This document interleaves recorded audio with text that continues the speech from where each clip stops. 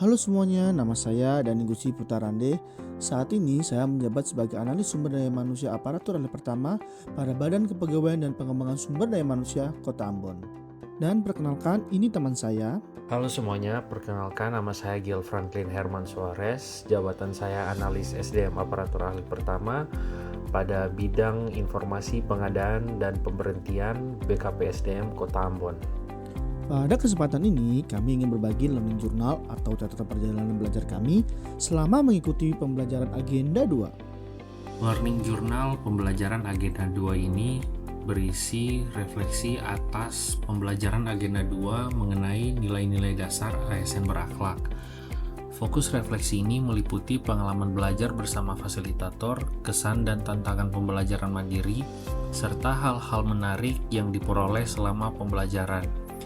Nilai berakhlak dipahami bukan hanya sebagai materi pelatihan, melainkan sebagai pedoman perilaku ASN dalam bekerja dan memberikan pelayanan kepada masyarakat. Bagian ini menjadi peta pembahasan learning journal. Selama pembelajaran Agenda 2, proses pembelajaran tidak hanya berlangsung melalui pertemuan langsung dengan fasilitator, tetapi juga melalui pembelajaran mandiri dan pengerjaan tugas.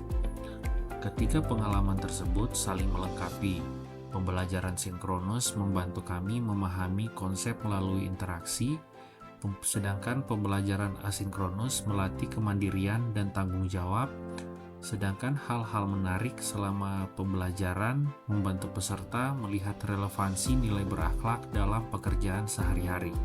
Mulai dari pengalaman sinkronis saya, pertemuan tatap muka virtual bersama Wida Suara atau fasilitator menjadi momen yang paling saya nantikan setiap minggunya. Di sisi lain, saya tidak hanya menerima materi, tapi juga diajak untuk berpikir kritis melalui diskusi kelompok, studi kasus, dan tanya jawab langsung. Ada semacam energi berbeda ketika belajar secara real time.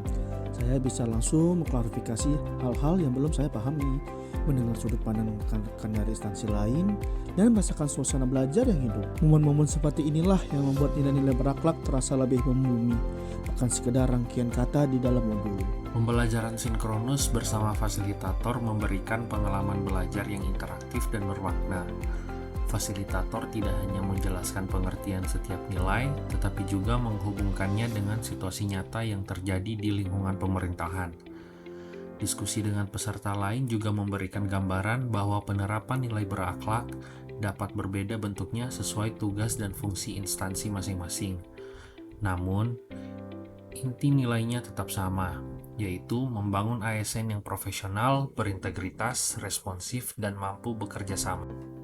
Makna nilai berakhlak dapat dipahami sebagai pedoman sikap dan tindakan ASN. Berorientasi pelayanan menuntut ASN memberikan pelayanan yang jelas, cepat, ramah, dan tidak diskriminatif. Nilai akuntabel menuntut setiap pekerjaan dilakukan dengan jujur, cermat, dan dapat dipertanggungjawabkan. Nilai kompeten mendorong ASN untuk terus belajar, nilai harmonis menekan penghargaan terhadap perbedaan, nilai loyal berarti menjaga komitmen terhadap negara, pemerintah yang sah, dan instansi. Nilai adaptif berarti terbuka pada perubahan, sedangkan nilai kolaboratif berarti bersedia bekerja sama untuk mencapai tujuan organisasi. Berbeda halnya dengan pembelajaran asinkronus.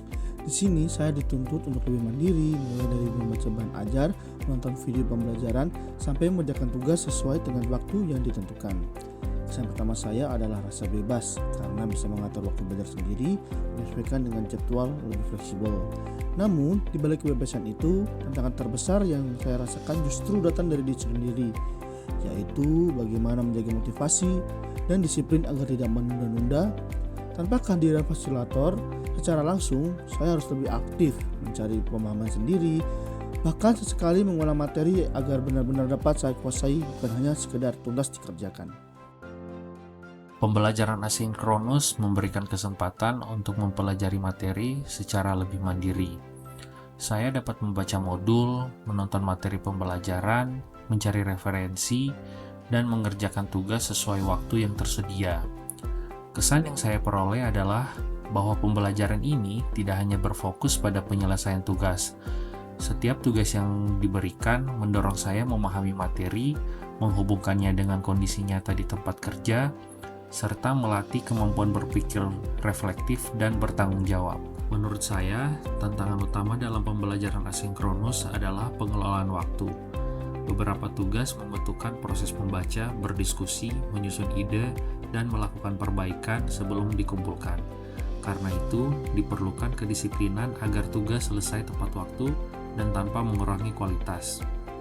Dalam tugas kelompok, tantangan muncul ketika harus menyatukan jadwal, ide, dan cara kerja setiap anggota.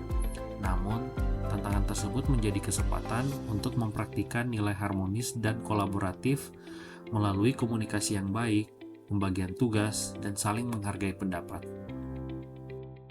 Hal yang paling menarik selama pembelajaran Agenda 2 menurut saya adalah keterkaitan antara nilai-nilai berakhlak dengan aktivitas kerja sehari-hari. Nilai tersebut tidak hanya sebuah teori karena dapat diwujudkan melalui pelayanan yang ramah, tanggung jawab dalam bekerja, kemauan belajar, menghormati perbedaan, loyalitas, adaptasi, dan kerjasama.